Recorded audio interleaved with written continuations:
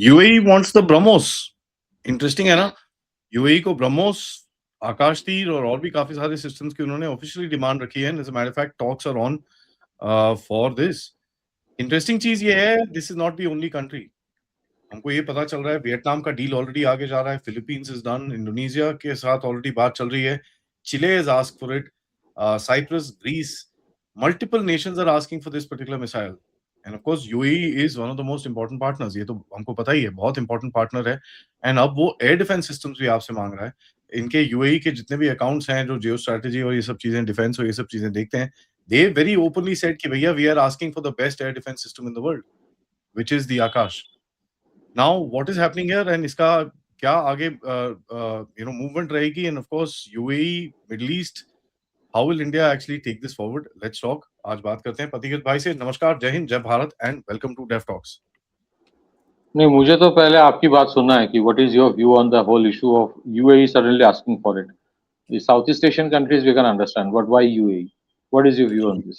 UAE को तो चाहिए ना यार भाई, क्या करेगा वो? और where does he get all this stuff from? Otherwise who's going to give it to it? But in the larger game of it, I think India और यूएई का जो एक पार्टनरशिप है, सिक्योरिटी एग्रीमेंट है, ये बहुत आगे जाएगी। There is, just no question about it. This will actually go to the next level. ठीक है, तो और वो जिस तरह से आगे जाएगी, उसमें ये सब चीजें आपको इन्वॉल्व करनी पड़ेंगी, where you will also have basically जो the what you call the holistic defense agreement, in the sense जहां पर आपका research and this and that will happen together. Having said that, ये जो systems हैं, the kind of systems that we are talking about, of course, will be anti-Iran. इसके अंदर कोई doubt नहीं है. So this is going to be an excellent, interesting sort of a situation जहां पर आपके weapons will be pointing towards Iran. And उसके साथ आप ईरान के साथ आप चाबार में भी बात करोगे, ये सब करोगे, all that you will also do. So एक larger security network आपका जो establish होगा इस region के अंदर, where your hand will be there, is interesting. नहीं, इंडिया का हैंड वैंड होगा कि नहीं मुझे पता नहीं है, that is a different game. But यहाँ पे दो तीन चीजें हैं। नंबर वन, क्योंकि हैंड होने से ही मुश्किल होता है। India will take it as a transactional thing कि भाई अमेरिका जैसे हर किसी को बेचता है, we can also sell. So India will never say कि it's meant against Iran. That if we have given it to UAE, they can use it. We will not have something called an end user monitoring agreement. You can do it for your own protection. अब मुझे लगता है दो तीन चीजें हैं UAE के साथ। जैसे इंडिया का फ्री ट्रेड एग्रीमेंट ऑलमोस्ट हो गया है, then you have the UAE के जो सोवरेन फंड्स है, they are putting investing money here. फिर उसके बाद पहले ही था, फिर अभी जो रिसेंट एग्रीमेंट्स हुई है, 30 million metric tonne of UAE अपना ऑयल इंडिया के स्ट्रेटेजिक रिजर्व्स में रखेंगे। उससे क्या होगा, इंडिया के जो एनर्जी सप्लाई चेन है वो उसमें काफी एक there will be more cushion and there will be more room for leverage and manoeuvre, ताकि अचानक से अगर कोई डिसरप्शन हो तो it will not impact India to that extent. Now, why is UAE moving towards Indian weapon systems? एक तो सबसे बड़ी important चीज है, it's very cost effective. Secondly, BrahMos लेने का मतलब यह है कि UAE now is looking for offensive weapon systems. It is not just defensive weapon systems. अगर आप देखें ये कौन सा UAE होगा, कौन सा BrahMos होगा, ये MTCR में जो BrahMos आता है, जैसे विद इन MTCR जो आता है, missile technology control regime, less than 300 kilometre of range, मतलब मोस्टली ये 299 किलोमीटर का रेंज होता है, बोला जाता है 290, and less than 500 KG of warhead. तो इसका जो होता है ये बेसिकली, अगर आप देखें फिलीपींस और वियतनाम जिस तरह से ये डिप्लॉय कर रहा है, these are basically for maritime security, coastal security, coastal defence. इनके जो अथॉरिटीज होता है, may be part of the navy, तो उनको दिया जाता है। सो बेसिकली यहाँ पे भी क्या होगा कि अगर आप देखें what was happening in the straight of Hormuz में ईरान जो है, it was using loitering munitions, it was using missiles on any ship passing through it. लेकिन कोई भी और जो अरब स्टेट्स है वहां पे, उनके पास कोई भी ऑफेंसिव वेपन सिस्टम्स नहीं है टू काउंटर द इरानियंस। तो ये जो मिसाइल सिस्टम है, it is not meant for strategic attack on inside Iran, मतलब उतना रेंज नहीं होगा इसका, but it is meant for securing assets with in the straight of Hormuz, जहां पे tomorrow United Arab Emirates also can come up and से कि if you target my ships I can target your ships also. और ये वाला issue Iran के लिए और भी वल्नरेबल, थोड़ा वल्नरेबिलिटी उनका बढ़ेगा, क्योंकि उनके ऊपर ऑयल सैंक्शंस उठ रहा है, so lot of ships will pass through Strait of Hormuz, जहां पे they will be carrying not only Iranian oil but they might be of Iranian origin also, मतलब वो जहाज जो है वो ईरानियन ओरिजिन के होंगे। तो ये you are creating a counter capacity, ये बेसिकली काउंटर कैपेसिटी बिल्डिंग है, just to show to the Iranians I can hit you too. American जो वेपन सिस्टम्स है, I don't know how much they sell cruise missiles and all of that, they don't mostly. तो इन लोगों ने क्या करके रखा है, अमेरिकन क्या करते हैं, वो बेस बनाते हैं अपने, ज्यादातर अरब स्टेट्स में अपनी बेस बना के रखते हैं। वेपन सिस्टम्स दे कंट्रोल, इनके पास कोई मिसाइल वेपन सिस्टम्स नहीं है, ऐसा नहीं है, यूएई के पास भी होगा, but not of that offensive capability. Defensive होता है, बट एक तो वो चीज है। आकाश तीर is an integrated air defence system. अब ये इंटीग्रेटेड एयर डिफेंस सिस्टम जो आकाश तीर का है, उसमें there are layers of equipment which can handle all kind of incomings, from a ballistic missile to a cruise missile to a loitering munition, जहाँ पे आपके एयर डिफेंस गन्स भी है, आपके short range surface to air missile भी है, medium range surface to air missile भी है, long range surface to air missile भी है, और quick reaction surface to missile भी है। QR SAM, SR SAM, MR SAM, LR SAM सब रहेगा। फिर उसके बाद आपके एयर डिफेंस गन्स होते हैं। बहुत टाइम क्या हो रहा था, जब ये उस तरफ से लोइटरिंग म्यूनिशन से अटैक होता था, इस तरफ से एक्सपेंसिव एयर डिफेंस सिस्टम्स जो इनके हैं, बेसिकली पेट्रियट्स एंड हार्ड जो है terminal high altitude air defence system, almost all are of American origin, तो उससे काउंटर किया जाता था। एक तो है कि these are very expensive, I mean, you don't always need those kind of weapon systems to counter a incoming loitering munition. You don't need it. और ज्यादातर टाइम वो सक्सेसफुल होता नहीं है। आपको लॉइटरिंग म्यूनिशन बहुत स्लो मूविंग होता है, स्मॉल होता है, रेडार क्रॉस सेक्शन बहुत कम होता है। आपको मतलब जो रेडार होते हैं connected to the air defence system, they get actually confused. तो वहां पे you require a burst of fire from an air defence gun. India में जैसे जेन टेक्नोलॉजी जैसे ऑर्गेनाइजेशंस ने काफी सारे हमारे जो एयर डिफेंस गन्स है उसको मॉडर्नाइज किया, तो उससे क्या होता है, that has become a very potent system to deal with loitering munitions. तो आकाश तीर का जो इंटीग्रेटेड एयर डिफेंस सिस्टम है, इसमें यूएई ने बहुत ज्यादा इंटरेस्ट दिखाई है।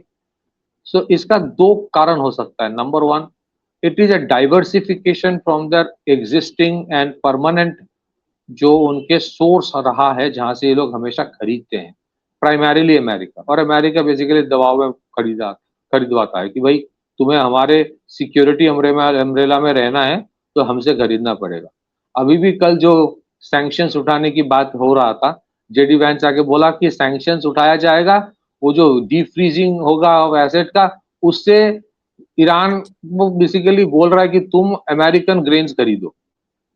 मतलब वहां पे भी धंधा देख रहा है कि अमेरिकन ग्रेन्स देख खरीदो। ठीक है, आई एम नॉट सेइंग कि वो रॉन्ग है, गलत है, वो ऐसे ही होता है, दुनियादारी ऐसे ही चलता है। बट यूएई के लिए एक डाइवर्सिफिकेशन वाला चीज है। सेकेंडली, प्राइमरीली जो यहाँ पे एयर डिफेंस सिस्टम्स होते हैं, हालांकि वो उस देश का खुद का होता है, but you can make out कि अमेरिकन सिस्टम्स होते हैं और अमेरिकन पर्सनल भी इन्वॉल्व होते हैं फॉर द एयर डिफेंस।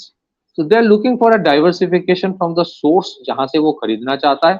और मुझे लगता है they are trying to get a little independent of US when it comes to their air defence system, क्योंकि एवरीथिंग सेड एंड डन, जो अमेरिकन ओरिजिन के एयर डिफेंस सिस्टम्स है जो इन अरब states में डिप्लॉयड थे, हो सकता है कि मैं कभी ये नहीं बोलूंगा कि टोटल फेलियर है, वो बोलना गलत होगा, बिकॉज हो सकता है कि for every successful attack by Iran in these countries हो सकता है कि 10 और अटैक रोका गया है, ये भी हो सकता है।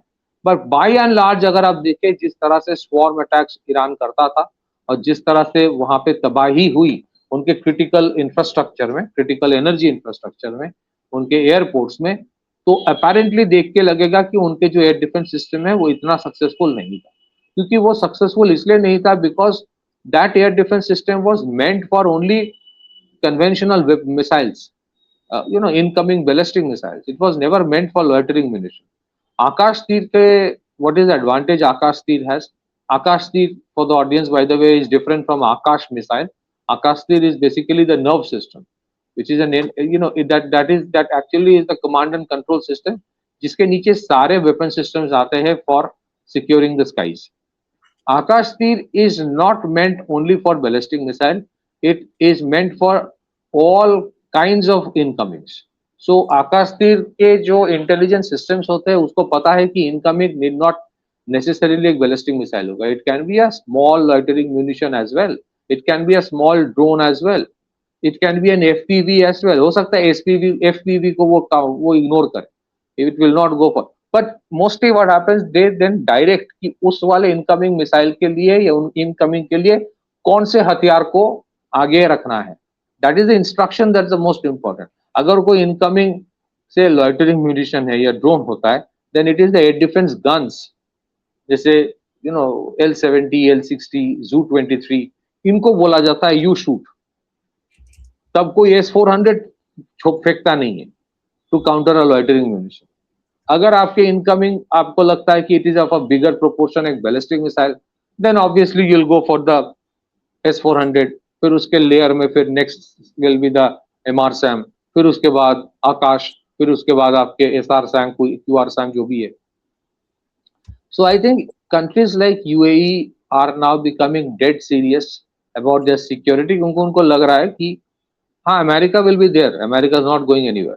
उनको लग रहा है कि ये जो एक अभी सिस्टम चल रहा है कि we depend on America to give us security, ये चलेगा नहीं. Now what should India do? Obviously India will sell. उनको अगर आप देखें ब्राह्मोस की कैपेसिटी बिल्डिंग हो रही है.